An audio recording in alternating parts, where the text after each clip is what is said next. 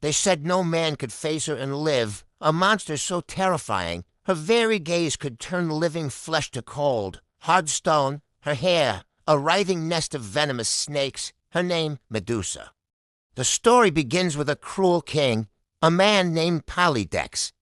Who wanted to be rid of a young hero? This hero's name was Perseus. The king, with a wicked smile, dared Perseus to complete an impossible task, bring him the head of Medusa. Everyone knew this was a death sentence.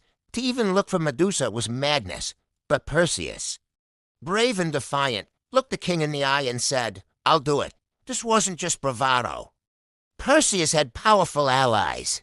The gods themselves saw the injustice and decided to arm their champion for this deadly quest. Hermes, the swift messenger, gifted him a sword so sharp it could slice through any material. Athena, the goddess of wisdom and warfare, provided him with her own polished bronze shield, gleaming like a mirror. And for speed and flight, the nymphs of the north gave him a pair of winged sandals, allowing him to soar through the skies like an eagle. With these divine gifts, Perseus flew to the ends of the earth, to the dark and desolate cave where Medusa made her lair. He found her sleeping, a grotesque and fearsome sight even in slumber. The cave was a silent, horrifying gallery of her victims. Stone statues of warriors, princes, and common men stood frozen in their final moments of terror, a permanent testament to her deadly power. Perseus knew he couldn't look at her directly. One single glance, and he would join the lifeless statues forever. He had to be clever. He had to use his gifts. Raising Athena's shield, he used its reflective surface as a mirror, navigating the treacherous cave by looking at her reflection.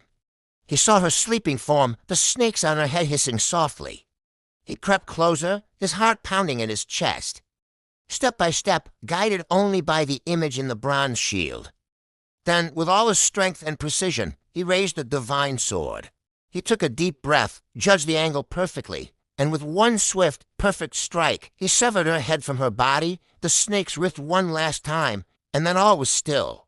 But the story doesn't end there, even in death. Medusa's power lived on. Perseus carefully placed the head in a special bag, still averting his eyes. On his journey home, he used its petrifying gaze to defeat his enemies, to turn a sea monster to rock, and to bring justice to the cruel king who had sent him on this suicide mission. Perseus didn't just kill a monster. He faced what others were too afraid to even see. He looked into the face of fear itself, not with his eyes, but with his courage and wit. The legend of Perseus and Medusa teaches us a powerful lesson. Don't fear the monster. Find a way to face it. Thanks for watching.